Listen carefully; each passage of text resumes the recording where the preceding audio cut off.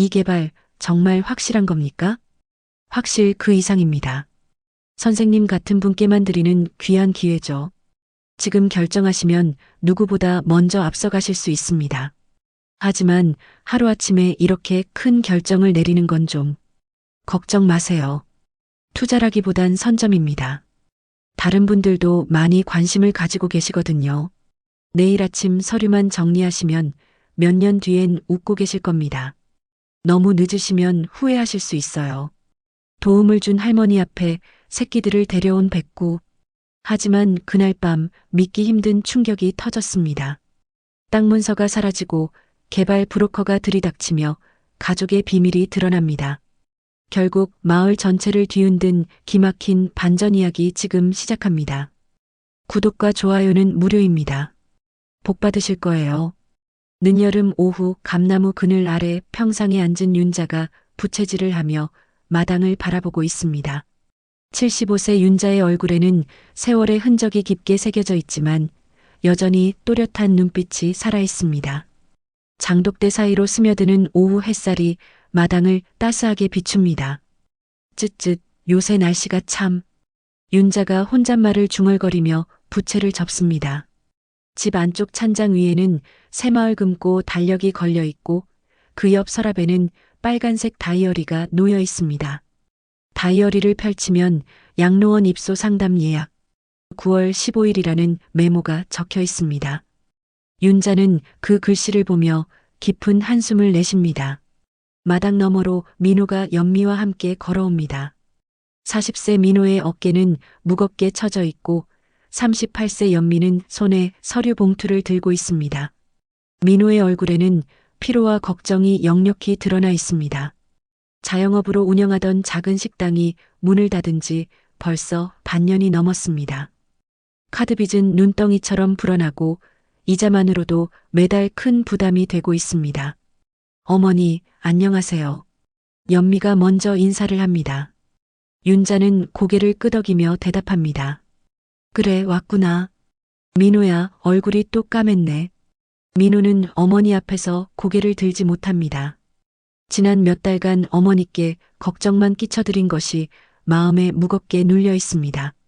연미가 봉투에서 서류를 꺼내며 조심스럽게 말을 시작합니다. 어머니, 정말 잠깐만 맡기면 됩니다. 땅 일부만 담보로 맡기고 민호가 다시 일어나면 바로 되찾을 수 있어요. 지금 이 기회를 놓치면 정말 어려워질 것 같아서요. 연미의 목소리는 간절함으로 떨립니다. 밤마다 카드 독촉 전화에 시달리는 일상이 얼마나 힘든지 윤자도 알고 있을 것이라 생각했습니다. 윤자는 서류를 받아보지도 않고 멀리 산을 바라봅니다. 마음속으로 생각합니다. 부도난 세월을 아는데 또 남의 말 믿고 도장 찍던 그 시절로 돌아갈 순 없지. 한번 넘어지면 일어나기 어려운 게 이 나이인데. 젊은 시절 남편과 함께 보증을 서줬다가 집까지 잃을 뻔했던 기억이 아직도 생생합니다. 민호가 어머니의 침묵을 견디지 못하고 입을 엽니다. 어머니, 저희가 이럴 생각은 아니었는데. 정말 급한 상황이라서요. 목소리가 떨리는 것을 숨기려 했지만 윤자의 귀에는 아들의 절망이 고스란히 들려옵니다. 민호야, 내가 힘든 건 안다. 하지만 이 땅은 내 아버지가 평생 일궈낸 거야. 쉽게 남한테 맡길 수는 없어. 윤자의 목소리는 단호하지만 마음 한편으로는 아들의 고통이 전해져 옵니다. 그때 멀리서 개 짖는 소리가 들려옵니다. 윤자가 소리나는 쪽을 바라보자 민호가 말합니다. 어머니, 요새 개들이 많이 돌아다니던데 조심하세요. 물기라도 하면 큰일이니까요. 연미가 다시 서류를 내밀며 말합니다. 어머니, 한 번만 더 생각해 보세요. 정말 다른 방법이 없어서 이런 말씀을 드리는 거예요. 하지만 윤자는 여전히 서류를 받지 않습니다. 그날 저녁비가 내리기 시작합니다. 민호와 연미가 돌아간 후 혼자 남은 윤자는 답답한 마음에 우산을 챙겨 들고 제 방 쪽으로 산책을 나갑니다. 빗소리와 함께 희미한 끙끙거리는 소리가 들려옵니다. 소리를 따라가 보니 제 방 근처 덤불에서 다친 개 한 마리가 새끼줄에 목이 묶인 채 꼼짝 못하고 있습니다. 어머나, 이게 뭔 일이니? 윤자가 다가가자 걔는 경계하며 뒷걸음질을 칩니다. 하지만 새끼줄 때문에 멀리 갈 수도 없습니다. 개의 눈에는 고통과 두려움이 섞여 있지만 동시에 간절함도 느껴집니다. 윤자는 천천히 손을 내밀며 말합니다. 괜찮다, 괜찮아. 할미가 도와줄게. 걔는 진돗개 암컷으로 보였습니다. 흰색 털에 갈색 무늬가 있고 배가 많이 부른 것으로 보아 새끼를 벤 상태입니다.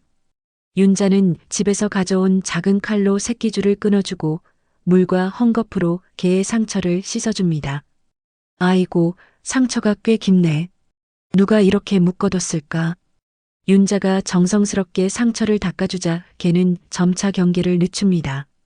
윤자의 손길에서 따뜻함을 느끼는 듯 조용히 치료를 받습니다. 치료가 끝나자 윤자는 개를 쓰다듬으며 말합니다. 이제 괜찮다.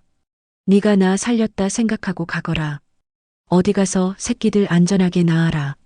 개는 윤자와 잠시 눈을 맞춘 후 천천히 몸을 일으켜 어둠 속으로 사라집니다. 윤자는 그 모습을 지켜보며 알 수 없는 묘한 감정을 느낍니다. 마치 무언가 중요한 만남이었던 것 같은 예감이 듭니다. 집으로 돌아온 윤자는 젖은 옷을 갈아입으며 하루를 정리합니다. 연미가 가져온 서류는 여전히 탁자 위에 놓여 있습니다.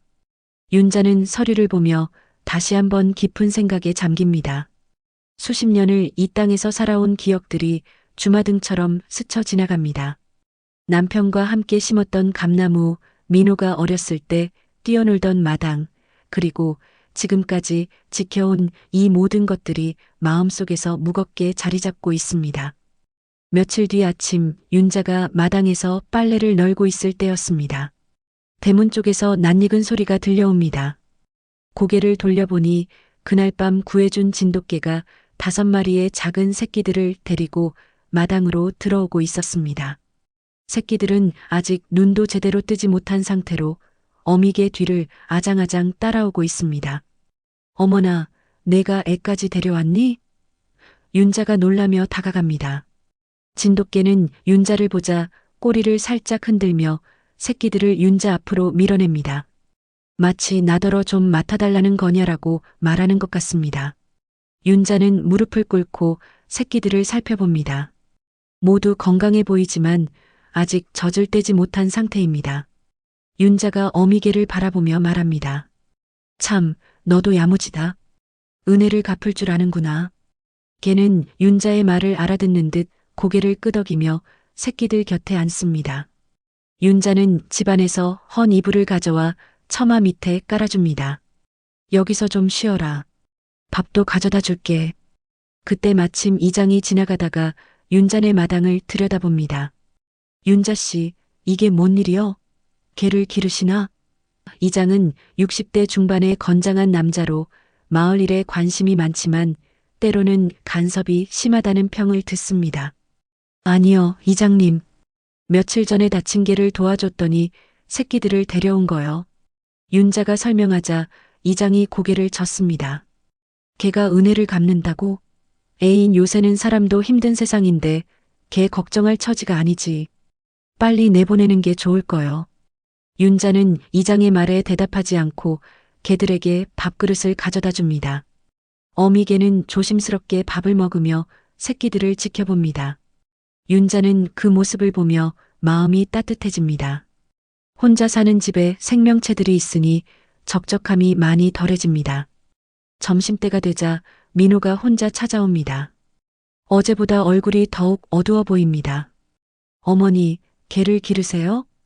민호가 마당의 개들을 보며 묻습니다. 아니다. 잠시 맡아주는 거야. 며칠 있으면 어미가 데려갈 거야. 민호는 어머니 옆에 앉으며 말합니다. 어머니, 어제 말씀드린 거 다시 한번 생각해 보셨어요? 정말 급한 상황이에요. 이번 주 안에 결정하지 않으면. 민호의 목소리가 점점 작아집니다. 윤자는 아들의 얼굴을 자세히 살펴봅니다. 눈 밑에 다크서클이 짙게 자리 잡고 있고 입술은 바짝 말라 있습니다. 며칠 제대로 잠을 못 잔 것이 분명합니다. 민호야, 내가 힘든 건 알겠는데 이 땅만큼은 함부로 건드릴 수 없어. 내 아버지 혼이 깃든 곳이야. 어머니, 아버지라면 지금 상황을 보시고 뭐라고 하실까요? 아들이 이렇게 고생하는데 땅이 뭐가 중요해요? 민호의 목소리에 절망이 섞여 있습니다. 윤자는 아들의 마음을 이해하지만 쉽게 결정할 수 없는 것이 현실입니다. 그때 어미개가 갑자기 일어나 대문 쪽을 향해 낮게 으르렁거립니다. 잠시 후 검은색 승합차 한 대가 골목 어귀에 나타납니다. 차에서 정장을 입은 중년 남자가 내려 윤잔의 집을 둘러봅니다. 민호가 그 남자를 보고 일어나 손을 흔듭니다. 저기 계셨군요. 정장 남자가 마당으로 들어오며 인사를 합니다. 안녕하세요, 어머님. 김대리라고 합니다. 민호 씨와 약속이 있어서 왔습니다. 김대리는 40대 후반으로 보이며 번들거리는 얼굴에 가죽 서류 가방을 들고 있습니다. 윤자는 김대리를 경계하는 눈으로 바라봅니다. 어미개도 여전히 으르렁거리며 김대리를 주시하고 있습니다. 무슨 일로 오셨나요? 윤자가 묻자 김대리가 웃으며 대답합니다. 아, 이 지역 개발 관련해서 상담차 왔습니다. 요즘 이쪽 땅값이 많이 오르고 있어서요. 개발 정보는 선점이 생명입니다. 지금 매도하시면 목돈을 만드실 수 있어요. 김대리가 서류 가방에서 팸플릿을 꺼내며 설명합니다. 팸플릿에는 화려한 아파트 조감도와 함께 프리미엄 주거단지 조성 예정이라는 문구가 크게 적혀 있습니다. 윤자는 팸플릿을 받아보며 의심스러운 표정을 짓습니다. 이런 개발이 정말 확정된 건가요? 김대리가 자신 있게 대답합니다. 물론입니다. 내부 정보를 미리 알려드리는 거죠. 다른 분들이 알기 전에 먼저 결정하시는 게 유리합니다. 내일 아침 바로 서류 준비하시죠. 민호가 어머니를 바라보며 간절한 눈빛을 보냅니다. 마음속으로 생각합니다. 이번만 넘기면 우리도 숨 좀 쉬겠지. 엄마도 결국 편해질 거야. 양로원 입소 비용도 마련할 수 있고. 하지만 윤자는 여전히 확신이 서지 않습니다. 어미개가 계속 김대리를 향해 경계하는 모습을 보니 더욱 의심스럽습니다. 글쎄요, 하루아침에 결정할 일은 아닌 것 같은데요. 김대리가 시계를 보며 말합니다. 어머님, 이런 기회는 자주 오지 않습니다. 다른 분들도 많이 관심을 가지고 계시거든요. 너무 늦으시면 후회하실 수 있어요. 조급함이 묻어나는 말투입니다. 저녁이 되자 김대리가 돌아갑니다. 민호도 연미와 상의해보겠다며 집으로 돌아갑니다. 혼자 남은 윤자는 어미개와 새끼들에게 저녁밥을 주며 하루를 정리합니다. 어미개는 여전히 대문 쪽을 경계하는 듯한 모습을 보입니다. 윤자가 어미개를 쓰다듬으며 말합니다. 너도 뭔가 이상하다고 생각하지? 나도 그런 느낌이야. 걔는 윤자의 손길에 몸을 맡기며 조용히 꼬리를 흔듭니다. 밤이 깊어가면서 마을은 점점 조용해지지만 윤자의 마음은 복잡한 생각들로 가득합니다. 다음 날 아침 일찍 윤자가 마당에서 물을 주고 있을 때 어미개가 갑자기 일어나 산 쪽을 바라보며 짖기 시작합니다. 새끼들도 어미를 따라 작은 소리로 끙끙거립니다. 어미개는 윤자를 돌아보더니 몇 걸음 앞으로 나아가서 다시 뒤를 돌아봅니다. 마치 따라오라는 신호 같습니다. 거길 왜 가자고 하니? 윤자가 어리둥절해하며 묻습니다. 어미개는 계속해서 같은 행동을 반복합니다. 호기심이 생긴 윤자는 어미개를 따라 집 뒤편 산비탈로 향합니다. 새끼들은 이불 위에서 서로 몸을 기대며 어미가 돌아오기를 기다립니다. 산비탈을 오르는 길은 예전에 마을 사람들이 자주 다니던 오솔길입니다. 하지만 요즘은 거의 사용하지 않아 풀이 무성하게 자라 있습니다. 어미개는 익숙한 듯 길을 안내하며 가끔 윤자가 따라오는지 확인합니다.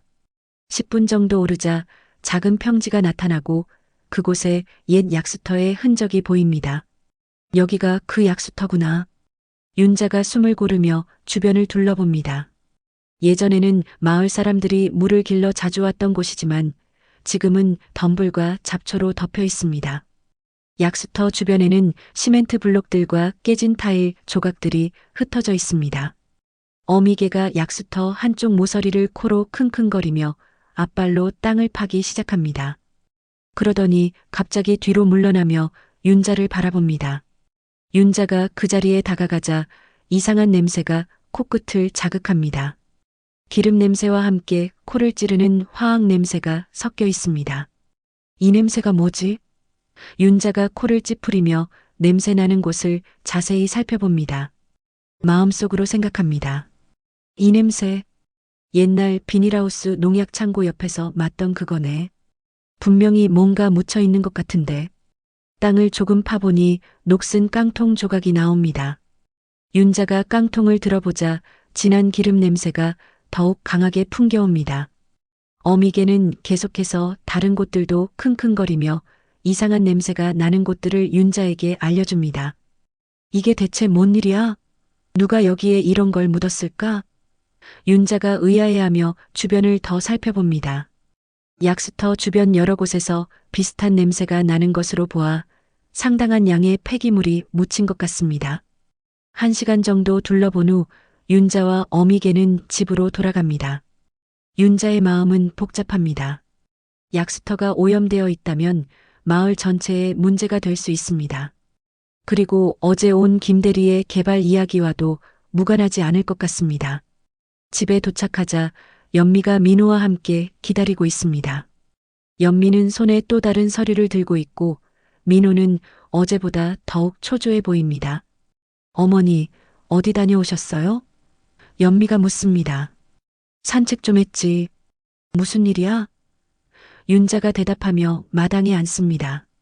연미가 서류를 펼치며 설명을 시작합니다.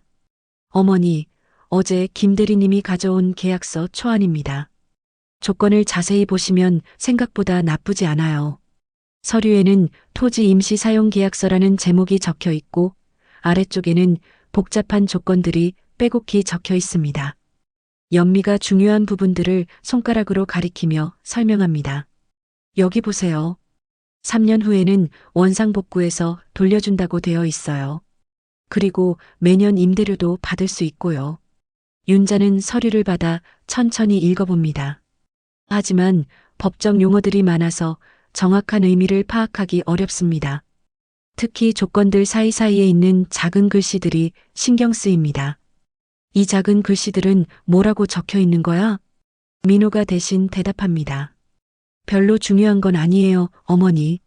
그냥 법적 절차에 관한 내용들이에요. 김 대리님이 전문가니까 믿고 맡기시면 됩니다. 하지만 윤자는 쉽게 납득이 되지 않습니다. 오늘 아침 약수터에서 본 것들이 계속 마음에 걸립니다. 그리고 어미개가 김 대리를 보고 보인 반응도 신경 쓰입니다. 글쎄, 하루아침에 결정할 일이 아닌 것 같은데.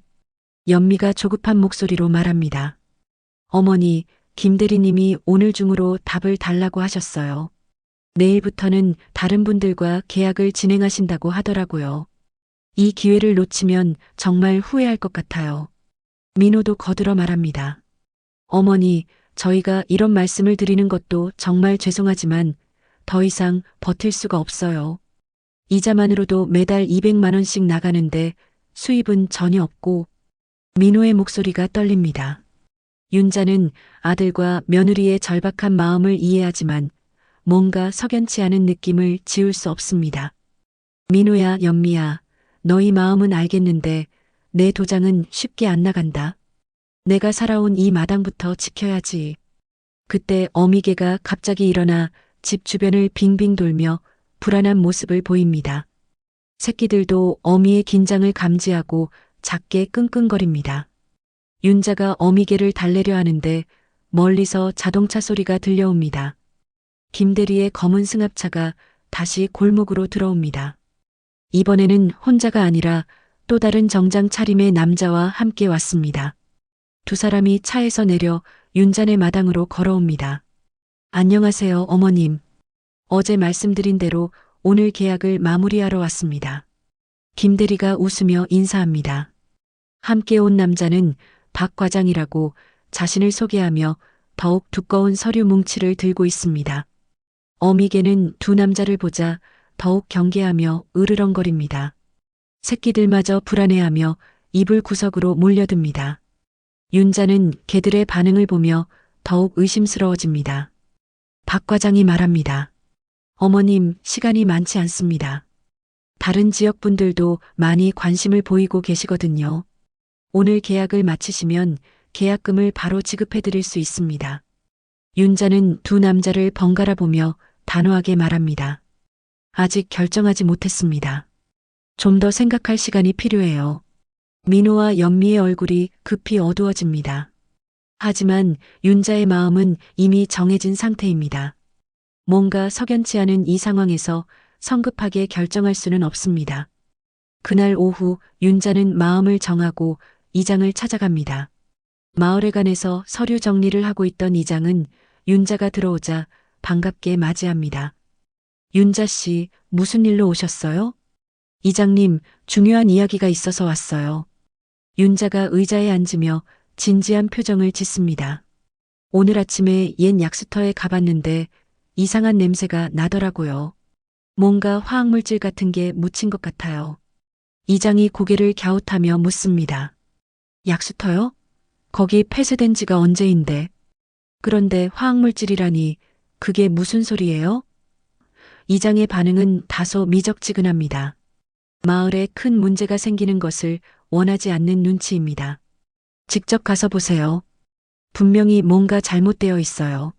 그리고 요즘 개발업체 사람들이 자꾸 와서 땅을 사겠다고 하는데 이것과 무관하지 않을 것 같아요. 윤자가 자세히 설명하자 이장의 표정이 조금씩 진지해집니다. 그때 마을회관 문이 열리며 젊은 남자가 들어옵니다. 마을에 최근 이사 온 30대 초반의 대학 졸업생 정수입니다. 정수는 환경공학을 전공했고 현재는 프리랜서로 환경 컨설팅 일을 하고 있습니다. 안녕하세요, 이장님. 윤자 할머니도 안녕하세요. 정수가 인사를 합니다. 윤자는 정수의 등장을 반가워하며 자신이 발견한 것들을 다시 설명합니다. 정수는 환경 전문가답게 즉시 관심을 보입니다. 할머니, 그 냄새가 어떤 냄새였는지 자세히 말씀해 주세요. 정수가 노트를 꺼내며 묻습니다. 윤자가 기름 냄새와 화학 냄새가 섞인 것이라고 설명하자 정수의 표정이 심각해집니다. 이건 환경오염 가능성이 높습니다.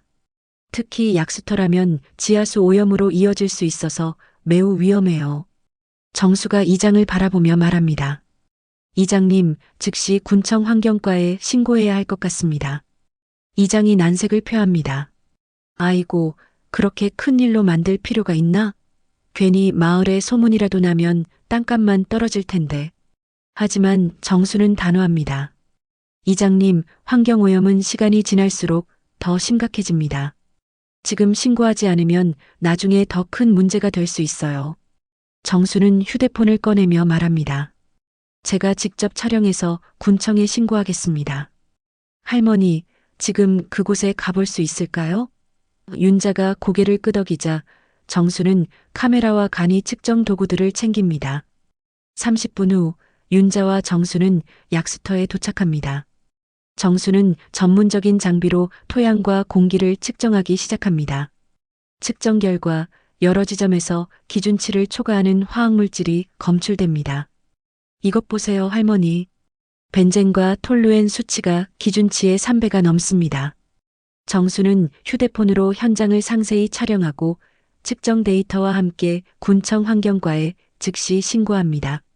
내일 오전에 공무원들이 나와서 정밀 조사를 할 예정입니다. 정수가 윤자에게 알려줍니다. 집으로 돌아온 윤자는 마음이 한결 가벼워집니다. 뭔가 석연치 않았던 부분이 해결될 것 같은 기대감이 듭니다. 하지만 동시에 걱정도 됩니다. 만약 정말 심각한 오염이라면 마을 전체에 큰 영향을 미칠 수 있기 때문입니다. 저녁때가 되자 어미개와 새끼들이 평소보다 더 불안해하는 모습을 보입니다. 특히 어미개는 계속해서 집 주변을 순찰하듯 돌아다니며 경계를 늦추지 않습니다. 새끼들도 어미의 긴장을 감지하고 평소보다 조용합니다. 밤이 되자 새끼들이 마당에서 한 방향으로만 계속 짖기 시작합니다. 윤자가 이상하게 여겨 밖으로 나와 보니 새끼들이 모두 창고 쪽을 향해 짖고 있습니다. 왜 저쪽으로만 소리 지르니? 윤자가 의아해하며 창고 쪽으로 걸어갑니다. 창고 문이 살짝 열려 있고 안에서 희미한 불빛이 새어나오고 있습니다. 윤자가 문을 열고 들어가 보니 연미가 서류들을 뒤적이며 뭔가를 찾고 있습니다. 윤자의 도장과 통장이 들어있는 상자가 열려 있고 주변에는 여러 서류들이 흩어져 있습니다. 연미야, 이게 뭐 하는 짓이야? 윤자가 놀라며 묻습니다. 연미는 갑자기 들킨 것에 당황하며 일어납니다. 얼굴이 빨갛게 달아오르고 손이 떨리고 있습니다. 어머니, 이건 어머니를 위해서예요. 연미가 말을 더듬으며 변명합니다. 김 대리님이 내일까지 서류를 준비하라고 해서 미리 도장이 어디 있는지 확인만 하려고 했어요. 윤자는 연미의 말을 듣고 마음속으로 생각합니다. 가족을 살리자면서 왜 내 도장을 먼저 찾을까? 내 허락도 없이 이런 짓을 하다니. 실망감과 배신감이 동시에 밀려옵니다. 연미야, 이건 다 우리 가족을 살리려는 거라고? 윤자가 차분하지만 단호한 목소리로 묻습니다. 연미는 눈물을 글썽이며 대답합니다. 정말 다른 방법이 없어요, 어머니. 민호가 매일 밤 잠도 못 자고 저도 너무 힘들어요. 윤자는 연미의 어깨를 잡고 말합니다. 연미야, 힘든 건 알겠지만 이런 식으로 하면 안 돼. 가족이라면 서로 믿고 상의해야지. 몰래 이런 짓을 하면 어떡해. 연미는 고개를 숙이고 울기 시작합니다.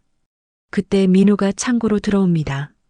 연미가 너무 오래 안 들어와서 찾아온 것입니다. 상황을 파악한 민호는 어머니 앞에 무릎을 꿇습니다. 어머니, 죄송합니다. 제가 연미한테 부탁한 거예요. 민호야, 너도? 윤자가 실망스러운 표정으로 아들을 바라봅니다. 민호는 눈물을 흘리며 말합니다. 어머니, 정말 막다른 길이에요. 내일까지 돈을 마련하지 못하면 사업장도 넘어가고 집도 경매로 넘어갈 수 있어요.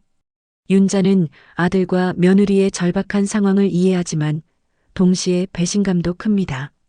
하지만 가족을 위해 참고 이해하려고 노력합니다. 알겠다.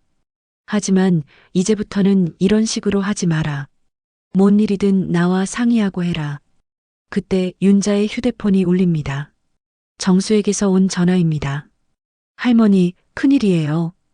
군청에서 연락이 왔는데 내일 오전에 환경과에서 임시조사를 나온대요. 그런데 김대리라는 사람이 군청에 전화해서 항의했다고 해요. 윤자가 놀라며 묻습니다. 김대리가요? 어떻게 그 사람이 그걸 알았지? 정수가 대답합니다.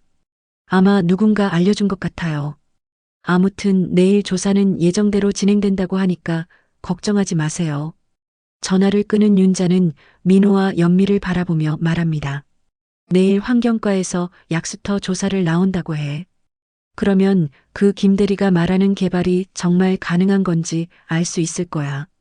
하지만 밤늦게 김대리에게서 민호에게 전화가 옵니다.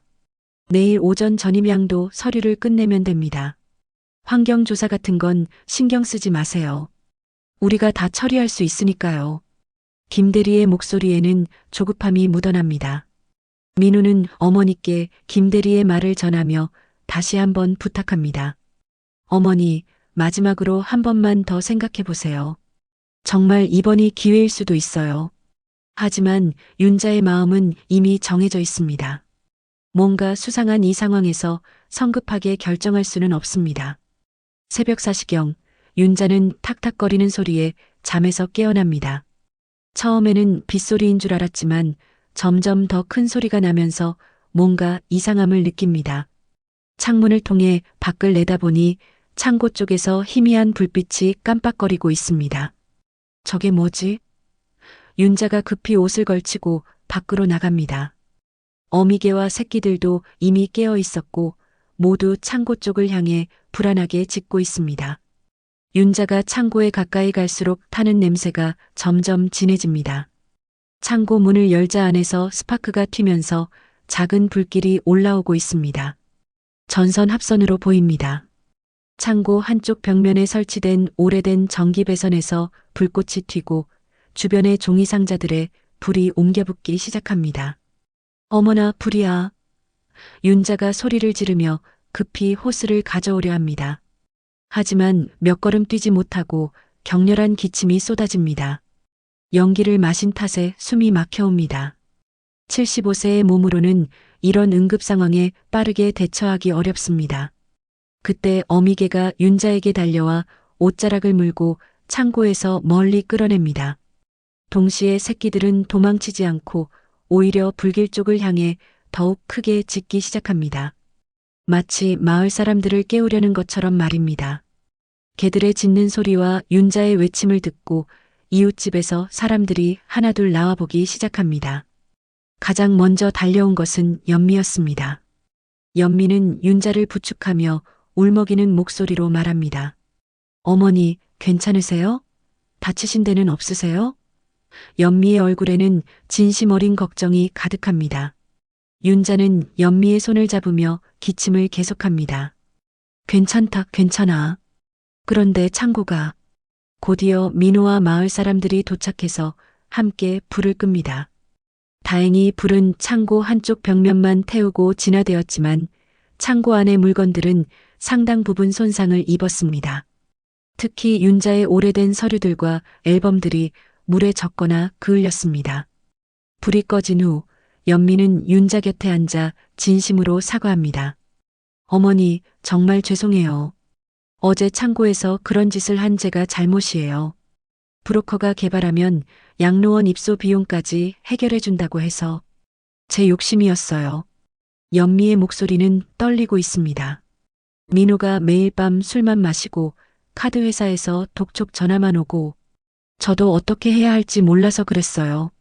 어머니한테 이런 부담을 드리려던 게 아니었는데. 윤자는 연미의 손을 잡으며 말합니다. 연미야, 힘든 건 알겠다. 하지만 이런 식으로 하면 안 되는 거였어. 가족끼리는 솔직하게 털어놓고 상의해야지. 연미는 고개를 끄덕이며 눈물을 닦습니다. 그때 정수가 달려옵니다. 마을에 소란이 난 것을 보고 무슨 일인지 확인하러 온 것입니다. 할머니, 괜찮으세요? 불은 다 껐나요? 정수가 상황을 파악한 후 중요한 소식을 전합니다.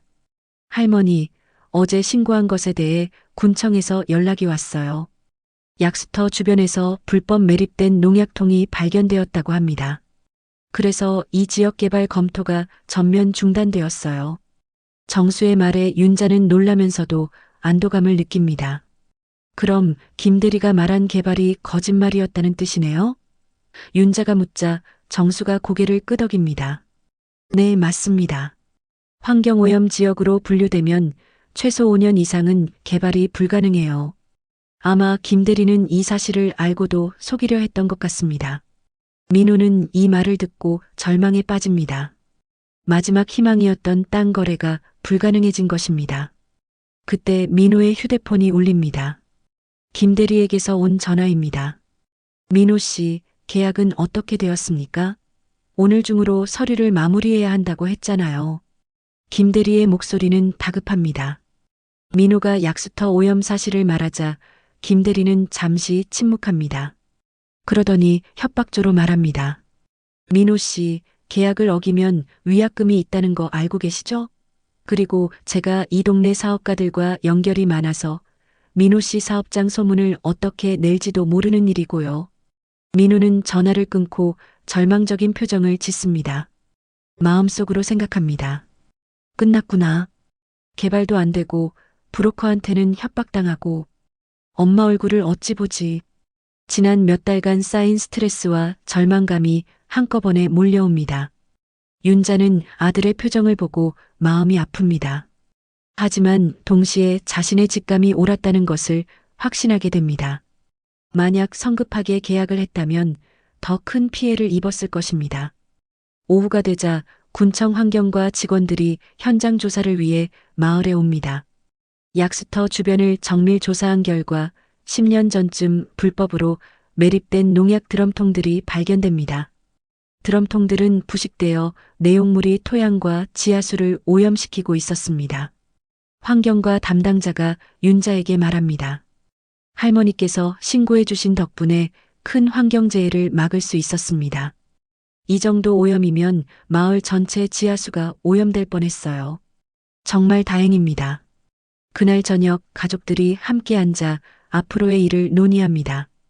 민호는 카드빚 문제를 해결하기 위해 다른 방법을 찾아야 한다는 것을 받아들입니다. 연미도 어머니께 다시 한번 진심으로 사과하며 앞으로는 모든 일을 투명하게 상의하겠다고 약속합니다. 윤자는 창고 불 때문에 손상된 물건들을 정리하면서 아쉬움을 느끼지만 동시에 가족들과의 관계가 더 솔직해진 것에 대해서는 다행스럽게 생각합니다. 어미개와 새끼들도 위험이 지나간 것을 감지하고 평온을 되찾은 모습입니다. 밤이 되자 윤자는 어미개를 쓰다듬으며 말합니다. 너희 덕분에 큰일을 막았구나. 정말 고맙다. 어미개는 윤자의 손길을 받으며 만족스러운 표정을 짓습니다. 새끼들도 어미 곁에서 편안하게 잠들어갑니다. 하지만 윤자는 아직 끝나지 않았다는 것을 느낍니다. 김대리의 협박과 환경오염의 진짜 원인이 무엇인지 밝혀내야 할 것 같습니다. 그리고 민호의 빚 문제도 근본적으로 해결해야 합니다. 화재가 난 다음 날 아침 윤자는 창고 잔해를 정리하며 하루를 시작합니다. 연기에 그을린 물건들을 하나씩 꺼내며 버릴 것과 살릴 것을 분류하고 있었습니다. 대부분의 물건들이 손상되어 있지만 그 중에서도 구할 수 있는 것들을 찾아내려고 노력합니다. 그때 어미개가 갑자기 일어나 약수터 방향으로 달려갑니다. 새끼들은 이불 위에서 어미를 바라보며 작게 끙끙거립니다.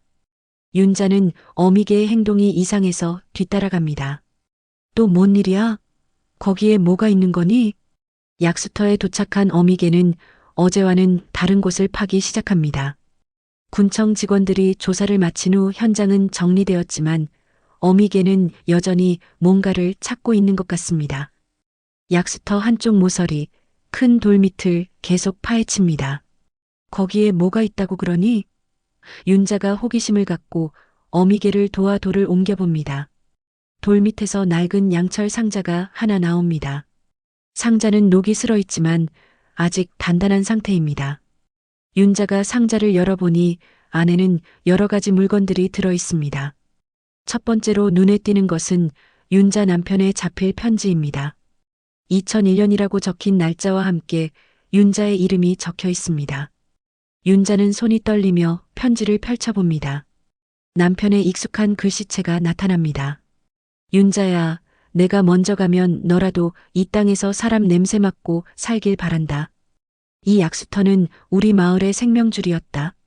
아이가 힘들다 해도 팔지 말고 약수터 물 지켜라. 이 상자 안에 내가 필요한 것들을 넣어뒀다. 언젠가는 쓸 날이 올 거야.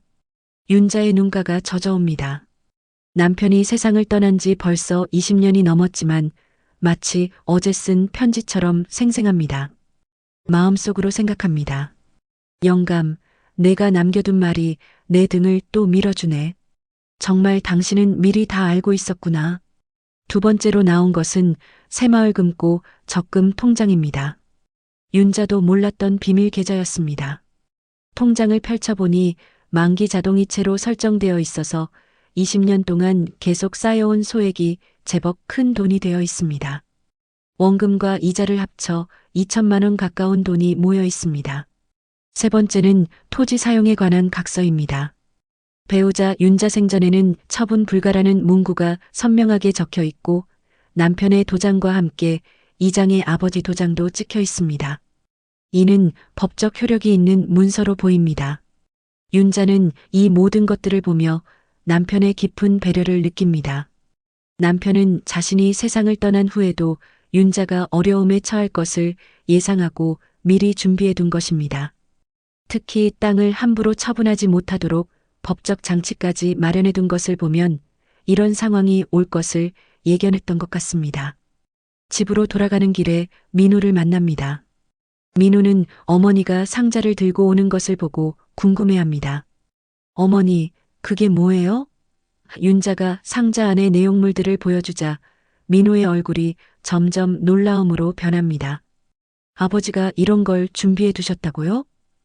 민호가 편지를 읽어보며 말합니다.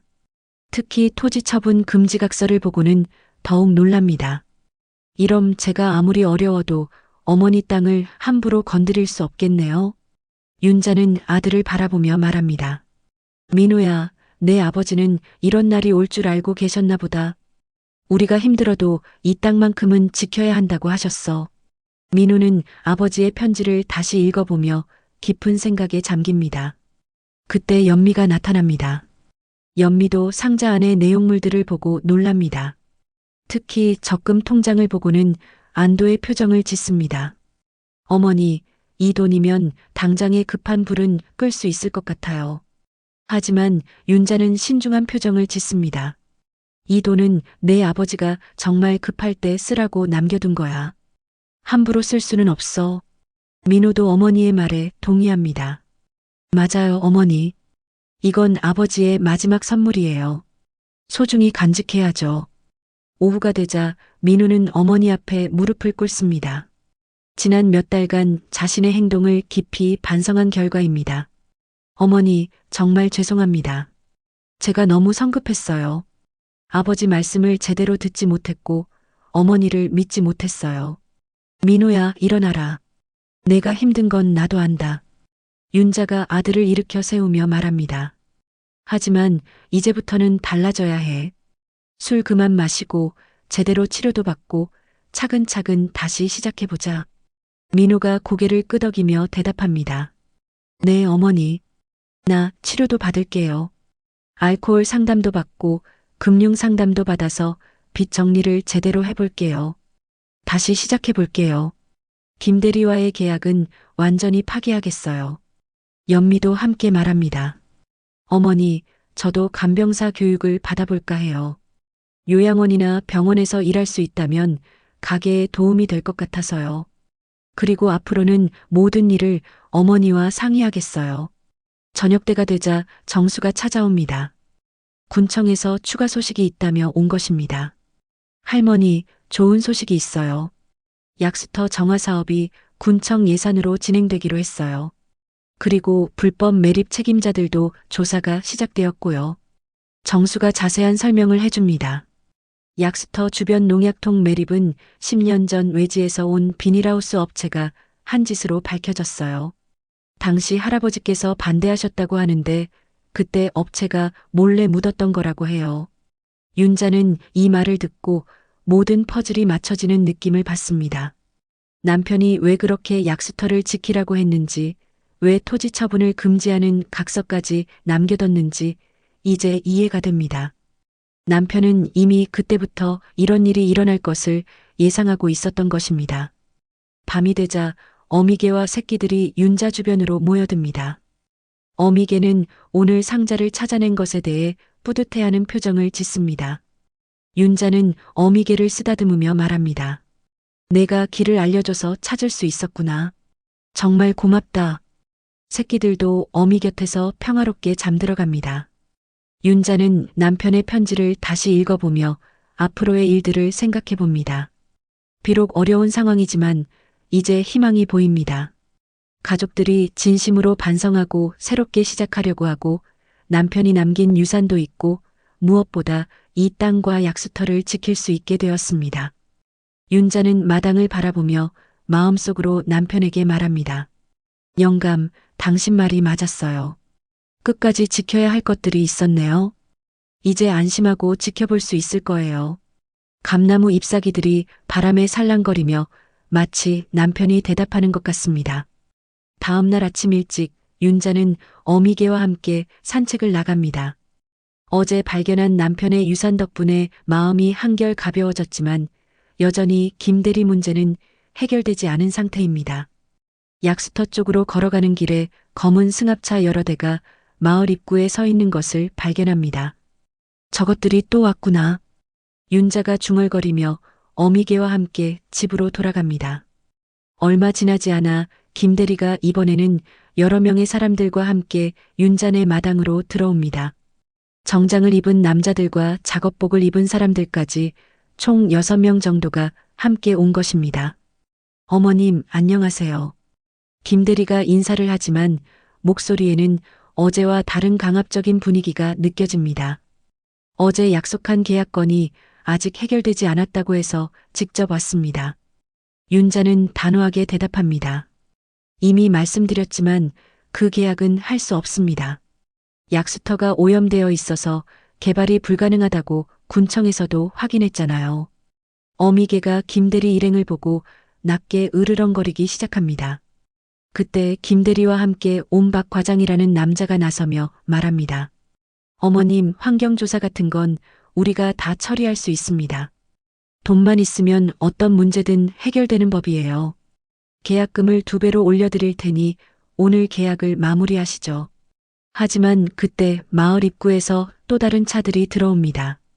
군청 환경과 직원들, 경찰, 그리고 이장과 마을 사람들이 함께 오고 있습니다. 정수도 휴대폰을 들고 실시간으로 상황을 촬영하며 따라옵니다.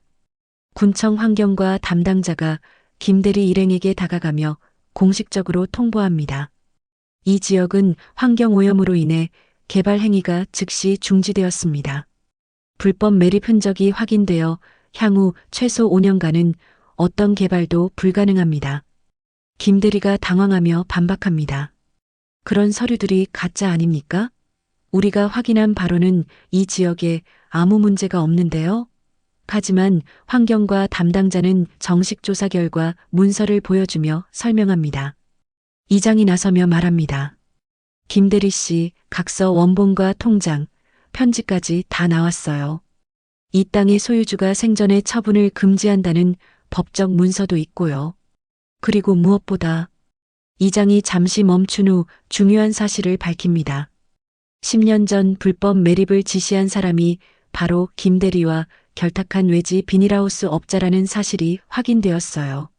당시 윤자 씨 남편의 반대로 사업이 실패하자 앙심을 품고 약수터를 오염시켜 땅값을 떨어뜨리려 했던 거죠. 이 말에 윤자는 모든 것이 이해됩니다. 남편이 왜 그렇게 약수터를 지키라고 했는지, 왜 법적 문서까지 준비해뒀는지 이제 완전히 납득이 됩니다. 남편은 이미 그때부터 이런 음모가 있을 것을 알고 있었던 것입니다. 경찰이 김대리에게 다가가며 말합니다. 김대리 씨 사기 혐의와 환경오염 방조 혐의로 조사를 받으셔야겠습니다. 동행해 주시기 바랍니다. 김대리와 함께 온 사람들의 얼굴이 급격히 어두워집니다. 김대리가 마지막으로 윤자를 바라보며 협박조로 말합니다. 어머님, 이렇게 하시면 나중에 후회하실 수도 있어요. 우리가 가진 인맥이 만만치 않거든요. 하지만 윤자는 전혀 흔들리지 않습니다. 김대리 씨, 저도 75년을 살면서 별의별 사람들을 다 봤어요. 겁주려고 해도 소용없어요. 윤자의 목소리는 의외로 당당하고 강합니다. 마을 사람들도 윤자의 말에 박수를 치며 지지를 보냅니다. 그때 놀라운 일이 벌어집니다. 어미개가 갑자기 사람들 사이를 헤치고 약수터 쪽으로 달려가 멈춰섭니다. 모든 사람들이 어미개를 따라 약수터로 이동합니다. 어미개는 특정 지점에서 앞발로 땅을 긁으며 짖기 시작합니다. 정수가 그 지점을 자세히 살펴보더니 놀라며 소리칩니다. 여기서 물이 나오고 있어요. 정말로 땅에서 맑은 물줄기가 작게 솟아오르기 시작합니다. 군청 담당자가 급히 수질 검사 도구를 가져와 측정해 봅니다. 이상합니다. 이 물은 완전히 깨끗해요. 주변이 오염되어 있는데도 이 지점만은 전혀 오염되지 않았네요.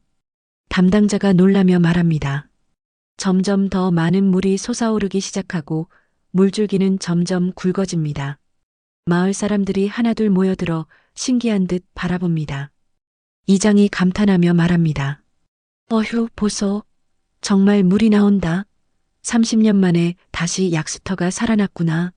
나이 든 마을 사람들은 어린 시절 이곳에서 물을 길어 마셨던 기억을 떠올리며 감격해합니다. 윤자는 어미개 옆에 서서 솟아오르는 물을 바라보며 마음속으로 남편에게 말합니다. 이게 영감이 말하던 그 물길인가요? 백구야, 내가 길을 열어줬구나.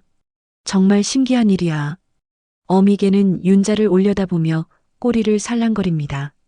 환경과 담당자가 추가 검사를 해본 결과 이 지하수는 오염지역과 완전히 분리된 독립적인 수맥에서 나오는 것으로 확인됩니다. 이 물은 농약 오염과는 전혀 별개의 깨끗한 지하수입니다. 오히려 이 지역의 환경 정화에 도움이 될 것 같아요. 김대리와 일행들은 경찰차에 태워져 조사를 받으러 떠나고 마을에는 다시 평화가 찾아옵니다. 하지만 가장 큰 변화는 솟아나기 시작한 약수터였습니다. 물줄기는 점점 더 굵어져서 작은 개울을 이루기 시작합니다. 정수가 윤자에게 말합니다. 할머니, 이 물을 제대로 정비하면 마을 전체가 새롭게 태어날 수 있을 것 같아요. 자연 친화적인 생태 마을로 만들 수 있을 거예요. 윤자는 고개를 끄덕이며 미소를 짓습니다.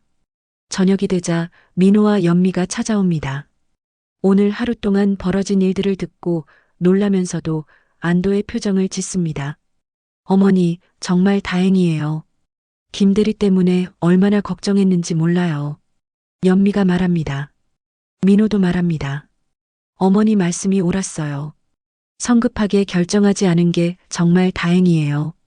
아버지가 지켜달라고 하신 이유를 이제야 알겠어요. 윤자는 아들의 성숙해진 모습을 보며 흐뭇해합니다. 밤이 되자 어미개와 새끼들이 약수터에서 물을 마시고 돌아옵니다. 새끼들도 이제 제법 크게 자라서 어미를 따라 이곳저곳을 다닐 수 있게 되었습니다. 윤자는 개들을 바라보며 감사한 마음을 느낍니다. 너희가 없었다면 이 모든 일이 불가능했을 거야. 정말 고맙다. 윤자가 어미개를 쓰다듬으며 말합니다. 어미개는 윤자의 손길을 받으며 만족스러운 표정을 짓습니다. 오늘 하루 동안 벌어진 모든 일들이 마치 꿈같이 느껴집니다. 윤자는 새롭게 솟아난 약수터를 바라보며 앞으로의 일들을 생각해 봅니다. 이제 진짜 새로운 시작이 가능할 것 같습니다. 가족들도 변화했고 마을도 새로운 희망을 찾았고 무엇보다 남편의 마지막 바람을 지켜낼 수 있게 되었습니다. 6개월 후 봄이 찾아온 마을은 완전히 새로운 모습으로 변해 있습니다. 약수터를 중심으로 한 마을 공동정화 사업이 성공적으로 완료되었고 윤자의 마당은 작은 쉼터로 조성되었습니다. 감나무 아래 평상 옆에는 은혜 약수터 기념비가 세워져 있고 거기에는 사람과 짐승이 함께 지킨 물길이라는 문구가 새겨져 있습니다. 윤자는 아침마다 어미개, 이제는 백구라고 이름을 지어준 개와 함께 약수터 주변을 산책합니다. 백구의 5새끼들도 이제 제법 큰 개가 되어 각자의 영역을 가지며 마을을 지키고 있습니다. 그중 한 마리는 윤자 집에 남아 백구와 함께 지내고 나머지는 마을 곳곳에서 다른 가족들과 함께 살고 있습니다. 약수터에서 솟아나는 맑은 물은 이제 마을의 상징이 되었습니다. 환경부에서 공식적으로 천연보호수로 지정했고 주말이면 인근 도시에서 사람들이 찾아와 물을 마시고 쉬어갑니다. 하지만 과도한 개발은 막고 자연 친화적인 방식으로만 운영하고 있습니다. 백구야, 오늘도 물이 잘 나오네. 윤자가 약수터에서 손으로 물을 떠마시며 말합니다.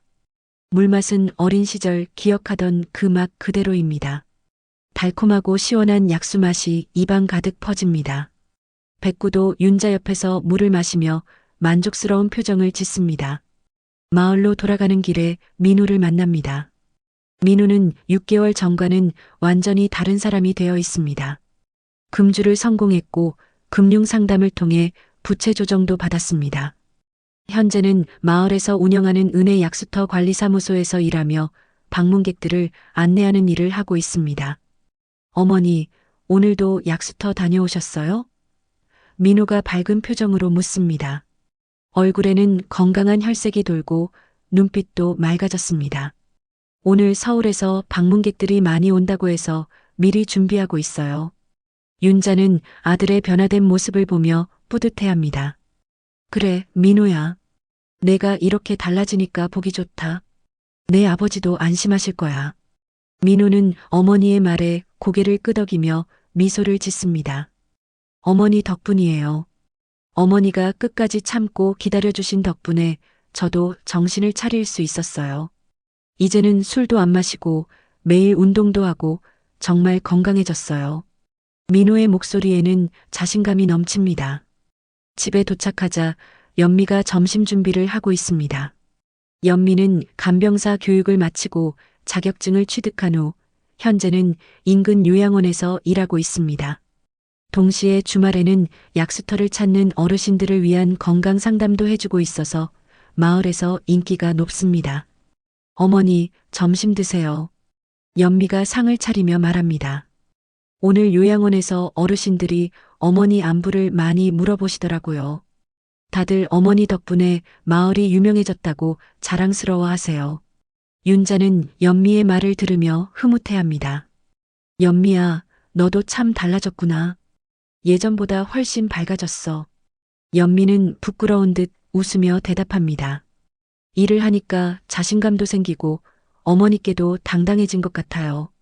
점심을 먹고 있는데 이장이 찾아옵니다. 이장도 요즘 마을 일로 바쁜 나날을 보내고 있습니다.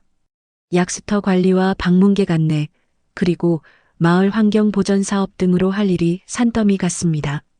윤자 씨, 좋은 소식이 있어요. 이장이 웃으며 말합니다. 도청에서 우리 마을을 환경 보전 모범 마을로 선정했다고 해요. 지원금도 나오고 더 체계적인 관리가 가능해질 거예요. 윤자는 놀라며 묻습니다. 정말요? 그럼 우리 마을이 더 좋아지겠네요. 이장이 고개를 끄덕이며 설명을 계속합니다. 네, 그리고 정수 씨가 환경 컨설턴트로 정식 계약을 맺어서 앞으로도 계속 우리 마을 일을 도와줄 예정이에요. 오후가 되자 정수가 찾아옵니다. 정수는 이 마을 사업의 성공 덕분에 환경 컨설팅 회사를 차렸고 현재는 여러 지역의 환경 보전 사업을 맡고 있습니다. 하지만 여전히 이 마을을 가장 소중하게 생각하고 자주 찾아옵니다. 할머니, 오늘 수질 검사 결과가 나왔는데 여전히 최고 등급이에요. 정수가 기쁜 목소리로 보고합니다. 6개월 동안 계속 깨끗한 상태를 유지하고 있어서 정말 신기해요. 자연의 힘이 얼마나 대단한지 새삼 느껴요. 윤자는 정수의 말을 들으며 백구를 바라봅니다.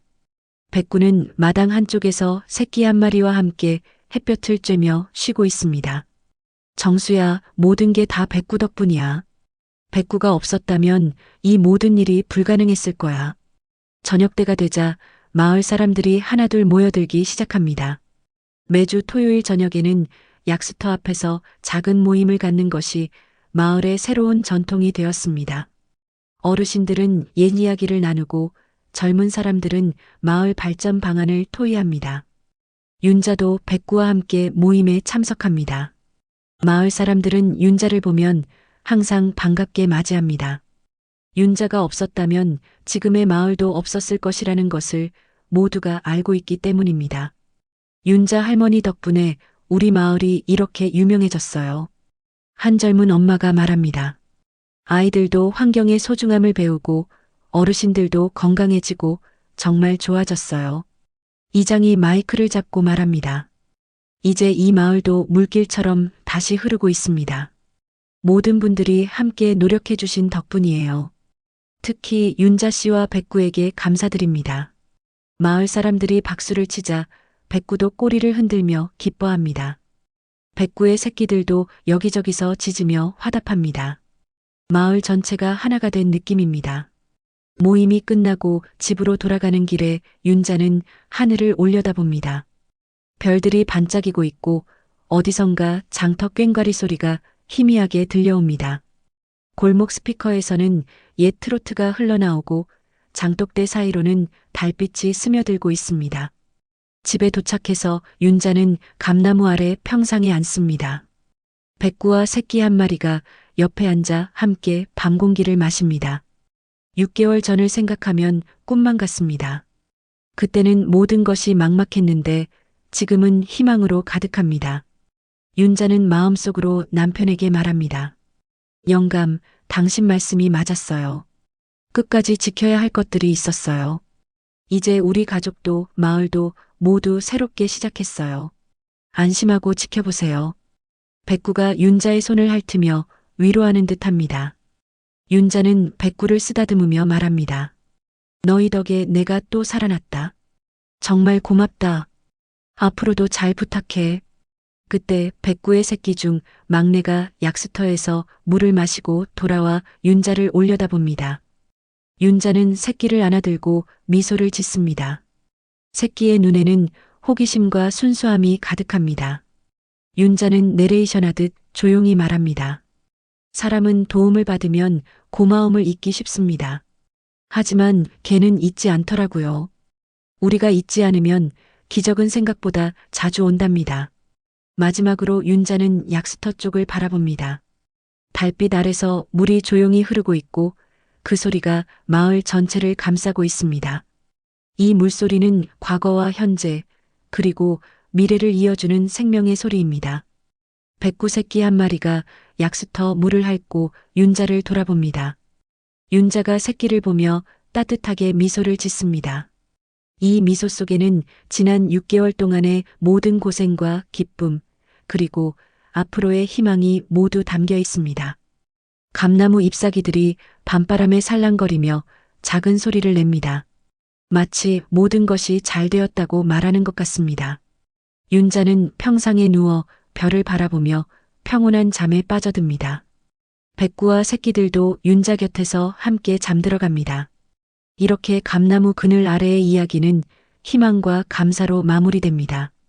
사람과 동물이 함께 만들어낸 작은 기적, 그리고 끝까지 지켜낸 신념의 승리를 보여주며 따뜻한 여운을 남깁니다. 구독과 좋아요는 무료입니다. 실버인생극장